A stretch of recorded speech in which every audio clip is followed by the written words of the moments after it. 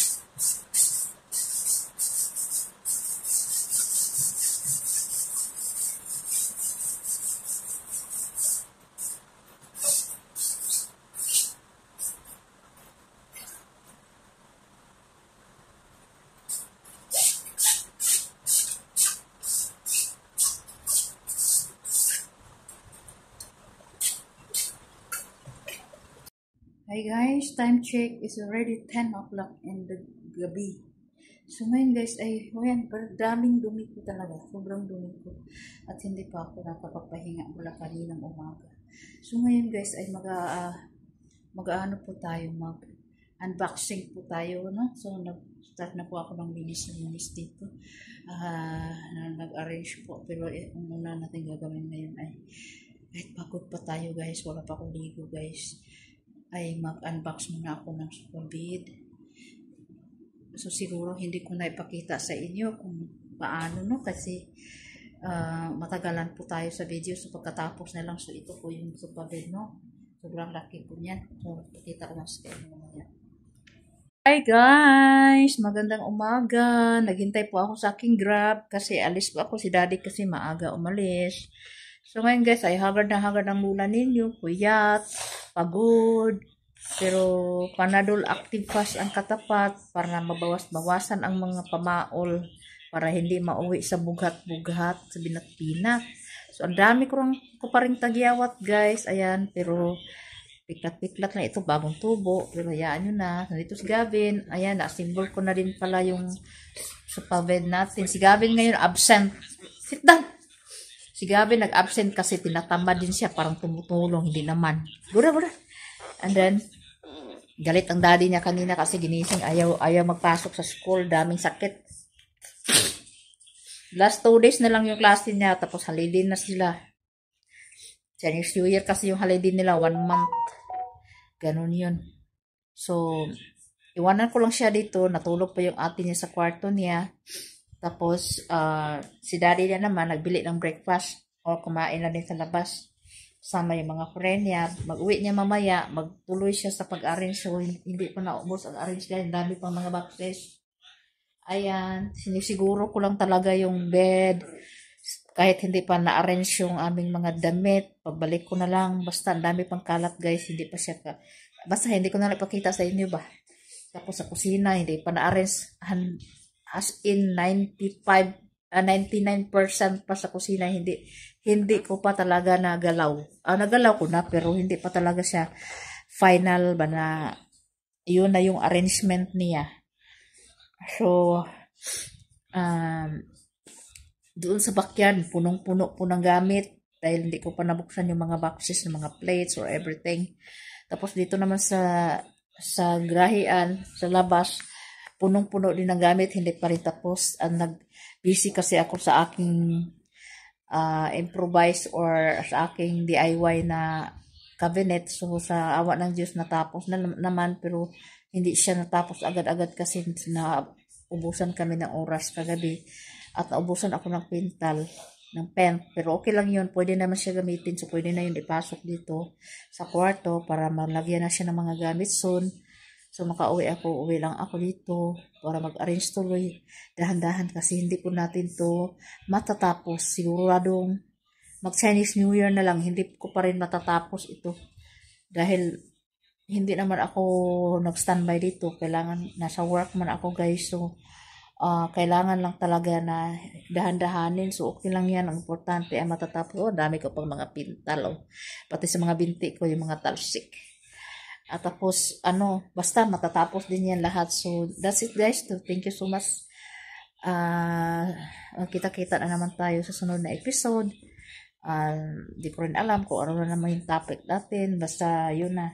Medyo malikabok pa ang bahay. Pero kanina, pagising ko, ayan, naglinis-linis ako. Nag-arrange ako ng kunti. Doon sa kwarto ni Gavin. Basta.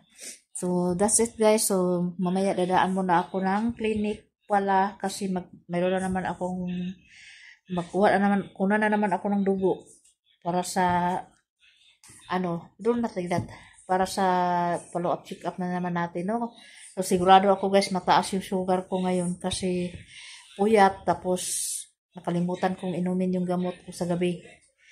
At ang kolesterol ko, kumusta kaya? At kumain ako ng sushi kagabi dahil nanginginig ako dahil sobrang pagod. Kumain ako ng sushi, dapat sana 10 until 8 wala akong kain. Pero kumain ako ng alas 12 ng gabi. Okay guys, thank you so much for watching. Bye-bye. See you again. Don't forget to like and subscribe guys. Bye. One. 2, 3. We use 3 the machine to wash the clothes. And then this kid playing the game, you see. This one also playing the game, you see. Your 2 kids almost finished. Wash only,